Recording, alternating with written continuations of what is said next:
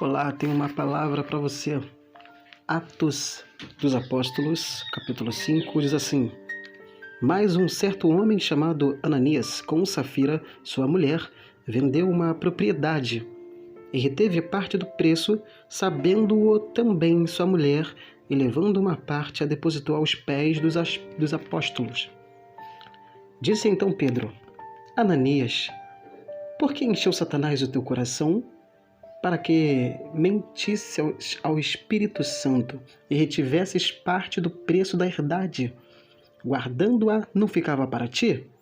E vendida não estava em teu poder? Por que formaste este desígnio em teu coração? Não mentistes aos homens, mas a Deus. Ananias, ouvindo estas palavras, caiu e expirou. E um grande temor veio sobre todos os que isto ouviram. Versículo 7 diz assim: E, passando um espaço quase de 3 horas, entrou também sua mulher, não sabendo o que havia acontecido, e disse-lhe Pedro: Dize-me, vendeste portanto aquela herdade? E ela disse: Sim, portanto. Então Pedro lhe disse: Por que é que entre vós vos concertastes para tentar o Espírito do Senhor? Eis aí a porta aos pés dos que sepultaram teu marido, e também te levarão a ti. E logo caiu aos seus pés e expirou. E entrando os moços, acharam-na morta, e levando-a para fora, a sepultaram junto de seu marido. E houve um grande temor em toda a igreja e em todos os que ouviram estas coisas. Pois bem, uma passagem bastante conhecida, né? A Bíblia nos relata que, após a descida do Espírito Santo, a igreja começa a ter novos motivos para continuar a adaptar-se e também para propagar-se por todo o mundo. E a igreja primitiva começa, obviamente, em Jerusalém. De Jerusalém começa a ser dilatada, ramificada para os outros territórios. E é claro, a igreja, conforme foi crescendo, a igreja primitiva, conforme foi crescendo, as pessoas foram doando partes que tinham para ajudar os necessitados. E a igreja primitiva era isso, era ajudando um ao outro. Porque conforme a igreja crescia, a necessidade também crescia de forma tal que agora as pessoas tiveram bom senso esse de, por exemplo, se eu tenho 2 terrenos, um eu estou utilizando e outro não, então eu vou lá, vendo esse terreno e aquele dinheiro desse terreno eu compro mantimentos para ajudar aquele irmão que está em Cristo Jesus, mas que ainda não tem o alimento devido. Era assim, mais ou menos, que a igreja primitiva fazia. E antes do capítulo 5, logo no finalzinho do capítulo 4, nós vemos uma história aqui, né, de um tal de Barnabé, né, um Barnabé que traduzido é filho da consolação, levita natural de Chipre. Ele também estava possuindo um terreno, ele vendeu e trouxe o preço e o depositou aos pés dos apóstolos. É porque naquele momento em que a igreja estava começando a crescer, as pessoas que faziam esse tipo de ato de vender suas propriedades para ajudar o próximo eram vistas de forma muito boa, né? Só que nós sabemos que se tem uma das coisas que Satanás ele é astuto e tenta invadir é o coração do ser humano. Que de fato o coração do ser humano é incrível, inclusive. Segundo a ciência, contém 2 ventrículos e 2 átrios, né? E o coração do ser humano, de forma resumida, tem como função na anatomia fazer com que o sangue seja bombeado, etc, etc, etc. Mas só que algo me chama a atenção porque a Bíblia nos relata que Satanás ele enche o coração de um homem chamado Ananias. Ele estava casado com uma mulher chamada Safira.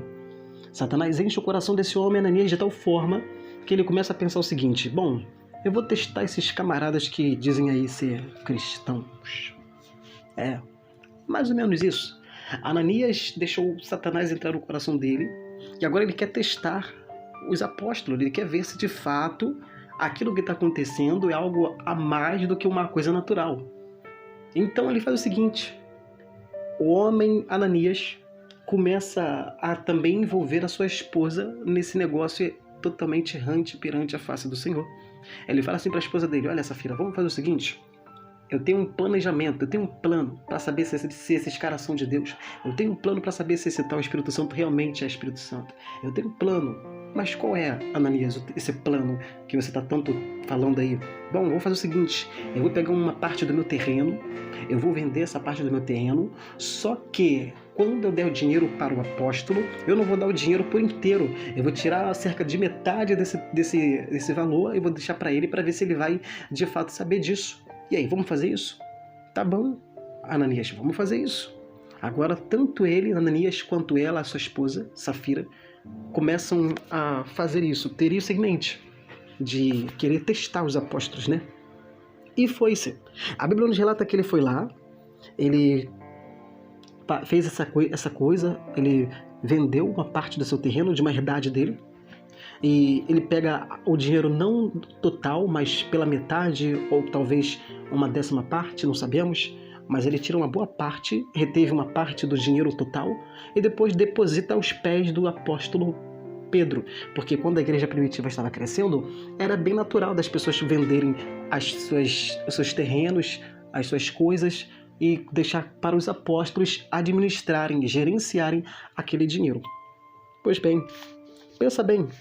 Agora Pedro, quando vê aquele dinheiro, o Espírito Santo fala para Pedro: pergunta para ele se esse dinheiro realmente está completo. Aí Pedro fala assim: Ananias, vem cá. Por que Satanás encheu teu coração, hein? Por que tu deixou Satanás encher teu coração? Não, porque você está falando que esse dinheiro aqui, que você depositou aos pés dos apóstolos, é o dinheiro exato da sua herdade, sendo que não é verdade. Na verdade, você tirou uma parte dessa porção. Aí Pedro vai dizer mais. Pedro vai falar assim: mas olha só, o Ananias, você está dando mole, Ananias, porque o dinheiro era teu. Antes de você entregar ao Senhor, era teu. Você podia ficar com todo o dinheiro e não teria problema nenhum. Ananias, você poderia não vender, porque o terreno já era teu. Ananias, mesmo se você vendesse e fizesse o que for com o seu dinheiro, o dinheiro seria teu. Mas, a partir do momento, Ananias, que você começa a entregar algo na mão do Senhor, aí já não é mais seu. Ananias, a partir do momento em que você começa a fazer um voto com o Senhor, esse voto já não é mais somente com um homem carnal, com um homem falho, não, é com o Senhor, Ananias. Pedro está palestrando com Ananias, está falando: Ananias, esse dinheiro era teu, não é mais. E por que tu tiraste uma parte do dinheiro que já não era mais seu? Lá em Malaquias vai dizer o seguinte: roubará o homem a Deus? Aí a resposta: sim, nos dízimos e nas ofertas. Claro que atualmente a questão do dízimo vai de acordo com o que cada um queira, porque o dízimo naquela época era uma vez por ano e não era dinheiro, era questão de alimento, etc.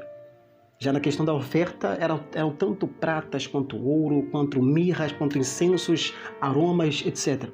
Mas convenhamos, vejamos, agora estamos aqui nesse momento do Novo Testamento. O dízimo, como te disse, já mais de acordo com cada um quiser dar. Mas a oferta era um ato de agradecimento, porque quando juntava-se o povo de Deus, era normal ter uma certa oferta para ajudar, claro, na manutenção da igreja, por exemplo. Então, Ananias, quando começa a querer dar para o Senhor aquilo que até então era dele, de Ananias, agora quando ele se entrega para o Senhor, tal coisa já não é mais dele, é de Deus. E quando ele ele pega essa parte que não é dele mais, mas do Senhor, ele está fazendo o que aconteceu, o que está escrito lá em Malaquias. Roubarás o homem ao Senhor? Sim. Aonde? Nos dízimos e nas ofertas. Atualmente nós podemos roubar a Deus de diversas formas, como por exemplo fazer um voto e não cumprir. Ou como, por exemplo, falar: Senhor, se tu abrir a porta de emprego para mim, farei isso, e depois não fizer. Esse tipo de atos são uma espécie de roubar a Deus. Mas convenhamos, Ananias ele tinha tudo para ser apenas dele aquele dinheiro, mas ele teve essa loucura em seu coração de testar os apóstolos. E a Bíblia nos relata agora o seguinte, algo interessante. Vem comigo, vem comigo. Vem comigo, vem comigo. Aí Pedro fala assim para Ananias: olha, Ananias, é o seguinte, você não mentiu a nós, você não mentiu para nós, você não mentiu para os homens que somos nós, mas você mentiu para Deus, Ananias. E a Bíblia nos relata que quando Ananias ouve isto, quando ele entende o erro que ele fez, quando ele entende a loucura que ele fez, que foi tentar testar o Espírito Santo, que foi tentar enganar os homens no Espírito Santo, quando ele percebe a loucura que ele fez, a Bíblia nos relata que assim quando Pedro falou: olha, tu não mentiu para nós homens, mas mentiu para Deus. A Bíblia nos relata que, ouvindo ele, caiu e morreu. Algumas tradições vai dizer expirou, ou seja, morreu. Ananias, ao ouvir aquilo, ele morreu. Isso me faz um paralelo muito profundo, porque a Bíblia nos relata lá em Ezequiel, capítulo 37, que quando o profeta Ezequiel profetizou e quando aqueles ossos ouviram a voz do profeta por intermédio do mandato de Deus, ouvindo a palavra de vida, aqueles ossos tiveram vida, começaram a ter ossos em seus ossos, começaram a crescer-se nervos, pele, carne, tendões, e depois aqueles mesmos corpos inanimados que até então não tinham vida, houve uma palavra de vida e tornam-se em pé naquela visão. Só que nesse momento agora, Pedro libera uma palavra não de vida, mas de sentença. Agora, Ananias escuta uma palavra não de vida, não de consolo, não de amor, não de misericórdia, mas sim de sentença. E agora escuta uma coisa. Você tem a escolha de ouvir ou palavra de vida ou palavra de morte. É você quem decide. E de que forma? Aos seus atos, suas atitudes, as nossas atitudes. Porque se nós agirmos corretamente, há de ser que, agindo corretamente perante a face do Senhor, ouviremos palavras de vida da parte de Deus. Talvez não da parte dos homens, mas da parte de Deus sim. Porém, se nós fazermos conforme o que a Bíblia condena, porém se quisermos testar o Espírito Santo, porém se quisermos fazer tudo o que não convém ao Espírito Santo, não poderemos ouvir uma palavra de vida. Iremos ouvir uma palavra de juízo, uma palavra de exortação, ou até mesmo uma palavra de morte. Ananias ouve isso e morre. Mas olha só que interessante. Após Ananias morrer, a Bíblia nos relata que passa-se cerca de 3 horas. Isso, um espaço de quase 3 horas, aí chega a mulher de Ananias. Mas lembrando que nesse momento, Ananias, quando ele morreu, a mulher dele ela tinha saído para algum lugar. Não sabemos para onde, mas ela saiu. Só ficou Ananias quando Pedro começou a perguntar para ele sobre aquele dinheiro. Pois bem, agora a Bíblia nos relata que chega a mulher de Ananias, como quem não quer nada. Aí Pedro ainda dá uma chance para ela. Sim, Pedro ainda dá uma chance para ela. Pedro fala assim: diz-me, você vendeu essa porção aqui por esse preço mesmo? Tem certeza? É isso mesmo? Pedro estava, em outras palavras, querendo praticamente falar assim para ela: olha, não minta, essa é a tua última oportunidade. Fala logo, é verdade isso? Você realmente vendeu o teu esposo vendeu isso mesmo? Esse dinheiro todo aqui é o dinheiro todo da herdade que era de vocês? Pedro estava dando uma última chance para aquela mulher. Ei, quando o Espírito Santo de Deus está de fato te chamando a todo momento, quando a palavra de Deus está sempre batendo em sua porta, talvez seja a última chance para você. Sim, porque nós não sabemos o momento exato em que seremos desligados dessa face da terra.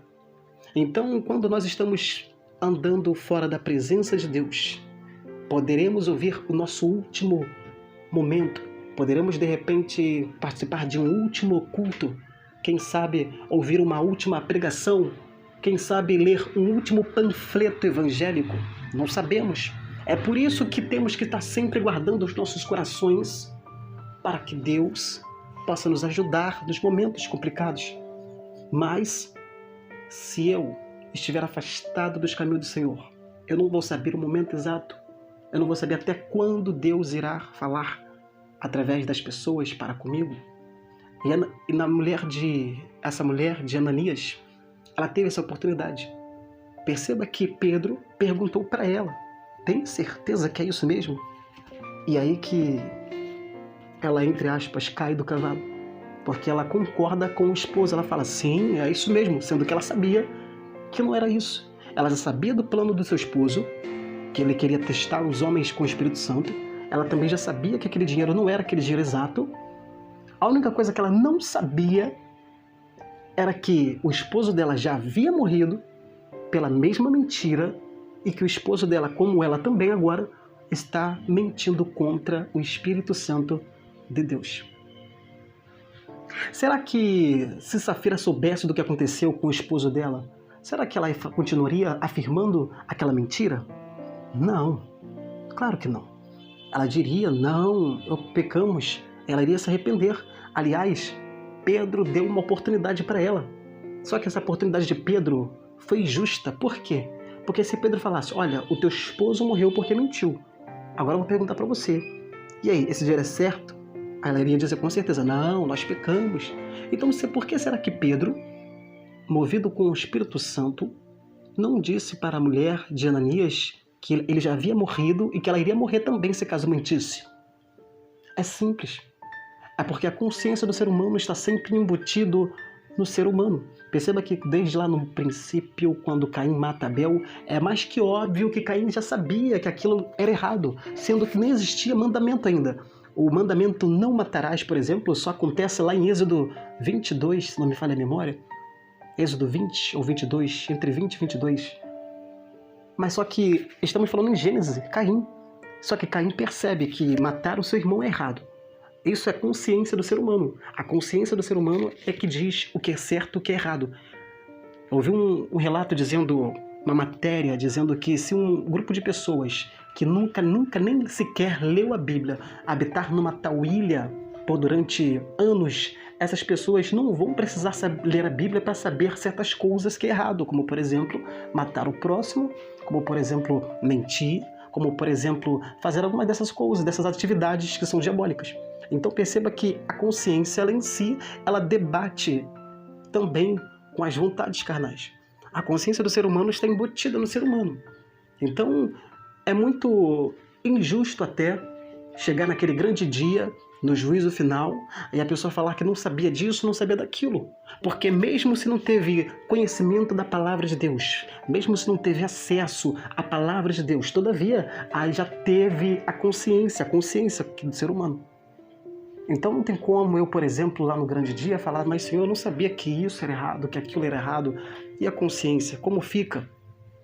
É por isso que as pessoas que morreram lá no Antigo Testamento, elas também não podem ser justificadas do tipo: eu não sabia da palavra disso, daquilo, por causa da consciência. Então, Safira já tinha consciência, já sabia que aquilo ali de fato era errado. Só que o julgamento de Deus através da boca de Pedro foi justo, foi muito justo. Ele falou: olha, tem certeza mesmo que isso aqui é o valor que o teu esposo, teu marido Ananias vendeu? Ela afirmou: sim. E aí Pedro fala: pois bem, já que você está falando que realmente é esse valor, então me fala uma coisa: por que entre você e teu esposo teve essa contenda toda? Me fala, por que você e teu esposo resolveu testar o Espírito Santo? Hein? Por quê? Aí Pedro fala assim: eis aí a porta os pés dos que sepultaram o teu marido e também te levarão a ti. Aí começa a sentença. A segunda sentença, a primeira sentença foi em Ananias. A segunda sentença foi em Safira. Safira, quando ouve essa sentença, a palavra de morte, ela também morre na hora, assim como aconteceu com o esposo dela. Ou seja, o apóstolo Pedro lança a palavra não devida, mas de morte através de justiça para Safira, assim como Ananias, e eles morrem. E a Bíblia nos relata que quando a igreja vê isso, Ou seja, as pessoas que estão convertidas em Cristo Jesus, quando vê, ouvem e sabem disso, elas ficam pasmadas, perplexas, né? Sim, há um temor tão grande ali naquele momento, há um temor tão grande ali naquele momento que a Bíblia nos relata aqui em Atos 5, versículo 11, e houve um grande temor em toda a igreja e em todos os que ouviram estas coisas. Bom, de acordo com tudo isso que nós ouvimos e agora temos em conhecimento, quero aqui aplicar alguns pontos necessários para entendermos melhor essa questão. A primeira coisa que eu entendo e que eu acredito e que eu aprendo é que quando eu decido entregar algo ao Senhor, já não é mais só meu, é do Senhor. Isso me faz lembrar Ana. Ana disseste em suas orações: se tu, ó Senhor, me deres um varão, eis que ele serás por ti por todo o dia da sua vida. Ou seja, Ana fez um voto para com o Senhor. E ela bem sabia que deverias cumprir tal ato, tal voto, porque disseste, e depois que diz, já não se pode voltar. Ouvi uma frase dizendo que a palavra é uma das coisas que quando sai, não pode mais voltar. Quando vai, não pode mais voltar. E de fato. Só que Ananias, Safiras, além de fazer um voto com o Senhor, de uma forma errada, ainda já estava com o desejo no coração de testar os homens de Deus. Então a primeira coisa que eu entendo é isso, que aquilo que nós apresentamos ao Senhor, aquilo que nós demos ao Senhor, é do Senhor, não é nosso. A segunda coisa que eu aprendo é o seguinte: a igreja estava crescendo de fato, e as pessoas colocavam aos pés dos apóstolos as quantias. E nós sabemos que atualmente existem muitos escândalos no meio evangélico, em que pastores, por exemplo, líderes, pregadores, fazem da palavra de Deus um motivo para se enriquecerem, para ficarem prósperos e deixarem as ovelhas padecendo. E por causa disso, muitas pessoas veem o evangelho, principalmente os pastores, como alguém que só quer sugar o dinheiro das pessoas. É claro que não é assim, não é de forma geral. Geralmente, de forma generalizada, não é assim. Existem pessoas que de fato estão com sinceridade na obra de Deus. Só que essas pequenas pessoas que estão dentro do corpo de Cristo, que estão na sinceridade de Deus, elas também padecem, porque por causa da maioria que se corrompe, a minoria infelizmente também fica sendo mal vista. E naquele momento, talvez, quando as igrejas colocavam os dinheiros nos pés dos apóstolos, provavelmente haviam alguns que ficavam pensando: será que eles não vão pegar para eles aquele dinheiro todo? Será que eles não vão ficar só para eles? Será que eles não vão, sei lá, ir para uma férias com aquele dinheiro e etc e tal? Atualmente também é assim. Às vezes as pessoas dão uma oferta, mas pensando assim: isso aqui é para o pastor, isso aqui não é para Deus. Se a pessoa pensa assim, seria bom então se não desse. Porque primeiro, Deus não precisa do dinheiro do homem. Deus é o dono do ouro e da prata. Segundo, que Deus pode fazer provisões para fazer com que a manutenção do templo seja edificado, seja aplicado, seja feito, seja elaborado. Então essa é a segunda coisa que eu entendo, que se eu for de dar uma oferta, que seja com o coração voluntário, sem pensar em dois pensamentos.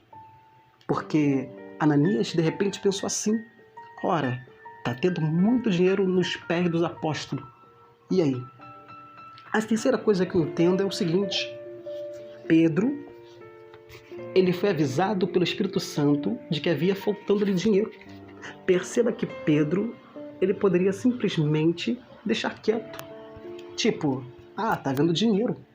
Então, se tá vendo dinheiro, tô quieto na minha e vamos que vamos. Pedro poderia fazer isso, correto? Mas Pedro não faz isso. Pedro é um líder que não se corrompeu. Eu aprendo que Pedro foi um líder que não se corrompeu, porque atualmente muitos líderes, ao ver o que chamamos de cachês, ao ver o que chamamos de ofertas, o que chamamos de ofertas de amor, quando ele vê aquele dinheiro e percebe que está em falta, ele não fica quieto com medo de perder aquele dinheiro, em hipótese alguma. Pelo contrário, ele vai de frente e fala: tá errado. E atualmente, infelizmente, nós vimos em muitos lugares pessoas que se corrompem por causa do dinheiro.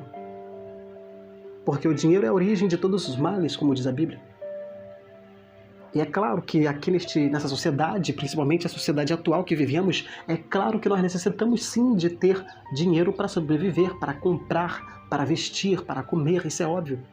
Só que uma coisa é você ter o dinheiro para sobreviver, outra coisa é você fazer do dinheiro o seu Deus, a sua luxúria. Aí sim é uma complicação. Então eu entendo que Pedro foi um líder que não se corrompeu. Pois bem, agora veja só, eu entendo também que Ananias, ele também de fato teve seu momento para se arrepender. Sim, Ananias teve o momento para se arrepender. Só que ele não se arrependeu. Ele, como homem da casa, como o cabeça do relacionamento, ele deveria entender que não deveria fazer tal coisa, mas fez. E no tocante a Safira, o que eu aprendo é principalmente para as pessoas, as mulheres que estão casadas, no caso, que muitas das vezes elas querem agradar mais os esposos do que a própria palavra de Deus. Safira, sabendo de que era errado, ela decidiu agradar o esposo dela do que agradar a Deus. Então eis aí um perigo na atualidade. Pessoas querem agradar mais os seus cônjuges do que a própria palavra de Deus. Ora, se o teu esposo não vai para a congregação, não deixe de ir por causa dele, ou vice-versa. Ora, se teu esposo está em alguma falta com Deus, não fique também por causa dele. Faça ao contrário, busque para santificá-lo, porque a Bíblia vai dizer que quando o homem se casa com a mulher, ambos são só uma carne. Se são ambos uma só carne, significa então que toda retaliação espiritual que cair sobre um, cairá sobre outro também. Então, bom seria se a união prevalecesse entre um cônjuge. Então, a Bíblia está nos dizendo bem claramente essa questão de que mulher não pode se corromper por causa do homem, nem vice-versa. Por mais que ame, por mais que tenha carinho, por mais que tenha afeto, todavia, amarás primeiramente o Senhor teu Deus de toda a tua alma, de todo o teu coração, de todo o teu entendimento. E quando alguém ama Deus acima de tudo, jamais vai amar a Deus acima de esposa, acima de esposo, acima de filhos. Jamais. Pois bem, Safira teve o seu momento de oportunidade de se arrepender. A Bíblia vai dizer que, de fato, Pedro perguntou a ela, ainda teve esse momento, né, como disse, dela se arrepender, mas ela não quis. Arrependei-vos. João Batista pregava, arrependei-vos, porque é chegado o reino de Deus. João Batista estava sempre dizendo, arrependei-vos, arrependei-vos, arrependei-vos, arrependei-vos.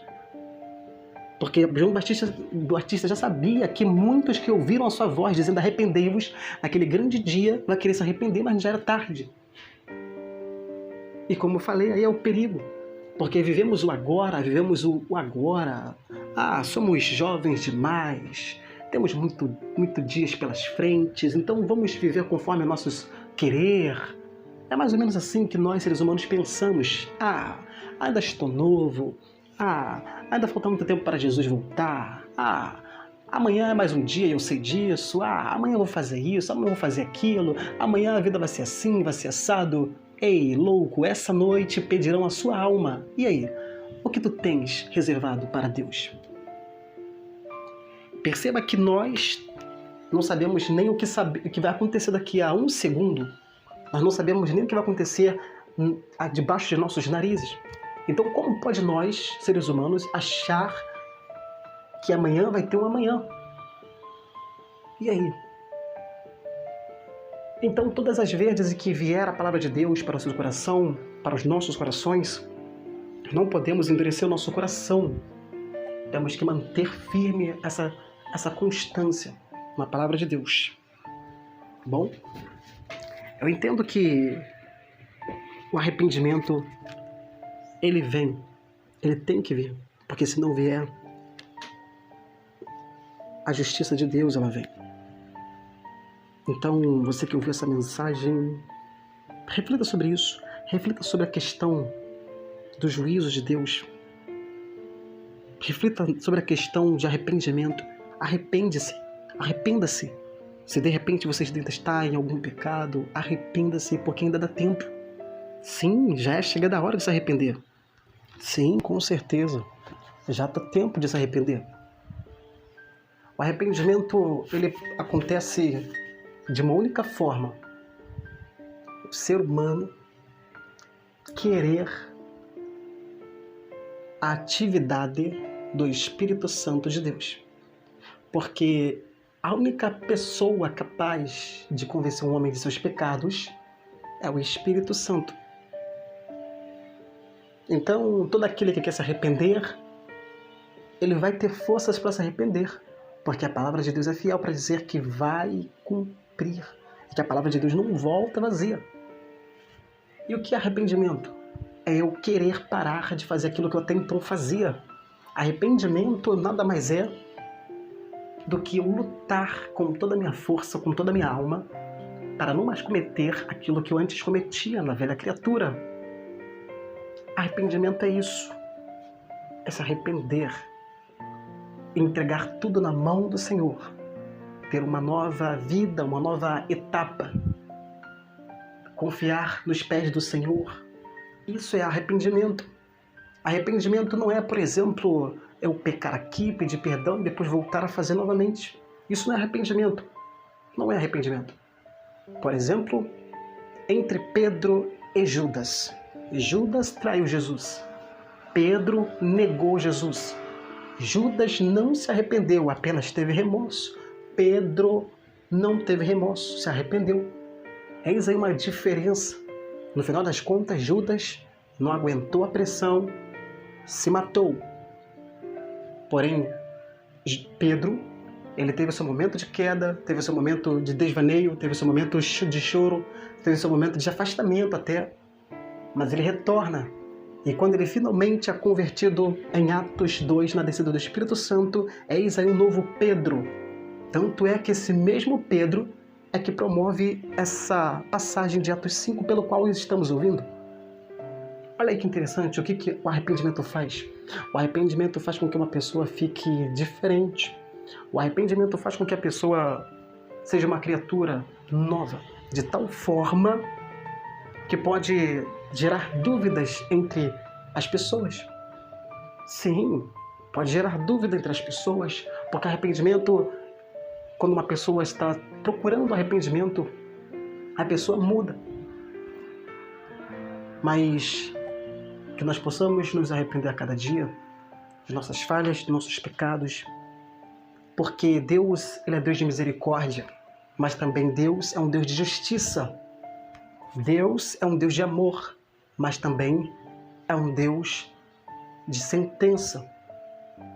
É que estamos no momento em que confundimos bastante essas duas coisas, entre o amor de Deus e a justiça de Deus. Sim, claro que Deus é amor. Sim, Deus é amor. Porém, o mesmo Deus que amou Noé e que mandou fazer uma arca, é o mesmo Deus que promoveu o dilúvio e matou toda a população. O mesmo Deus que amou Ló e suas famílias e tirou Ló por amor a Ló, é o mesmo Deus também que promoveu a justiça em Sodoma e Gomorra.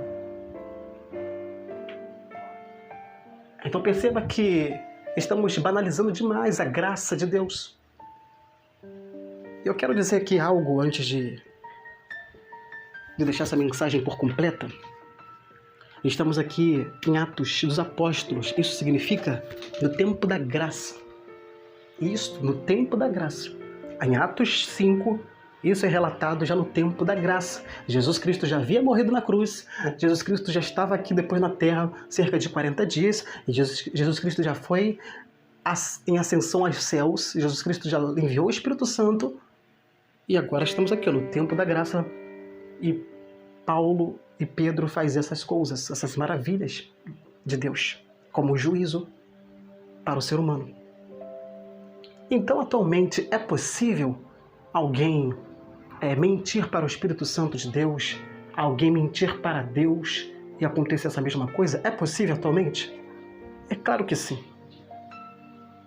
É porque aqui a Igreja de Cristo, em Atos 5, estava vivendo o ápice do avivamento. O Espírito Santo havia descido aqui na Terra há muito tempo. A igreja estava fervorosa, estava em comunhão intensa, estava em comunhão extrema. Então eu entendo que todo avivamento que vem para ajudar almas é o mesmo avivamento que vem para causar justiças como nunca antes tem visto. Pois é. Perceba então que onde há a presença de Deus, também há justiça de Deus. E eu quero entregar essa mensagem falando o seguinte. Lá no livro de Josué, quando Acã é descoberto por Deus de seu pecado, quando Josué soube que Acã quem fizera tal coisa, a Bíblia vai nos relatar que Josué olha para Acã, bem no olho de Acã, e fala assim: Acã, peço-te, dá glória a Deus. É estranho, seria estranho, não seria? Acã está prestes a morrer pelo seu pecado. E Josué ele fala assim: Acã, peço-te, dá glória a Deus. A palavra glória, ela tem um sentido de exaltar o nome do Senhor, como também a glória tem um sentido de justiça do Senhor. É por isso que a Bíblia vai dizer que a glória do Senhor está sobre toda a terra, ou seja, a justiça de Deus está por sobre toda a terra. Deus é quem sabe os desígnios dos corações do homem, Deus é quem conhece o coração do homem e da mulher de Deus. E ninguém pode escapar dos seus olhos como chama de fogo. Ninguém pode escapar. Ninguém. Sim, podem até mentir, podem até difamar alguém, podem até falar que alguém não está na presença, podem até chamar o teu ministério de fogo de palha, de momento, muitas outras coisas, mas quem sabe de fato é Deus. Seus olhos como chamas de fogo, contemplando o mal e o bom. Essa mensagem, espero que essa mensagem seja edificante para a sua vida, para a vida da sua família, e que nós possamos arrependermos enquanto há tempo. Arrependimento. Que nós possamos nos arrepender enquanto há tempo, em nome de Jesus.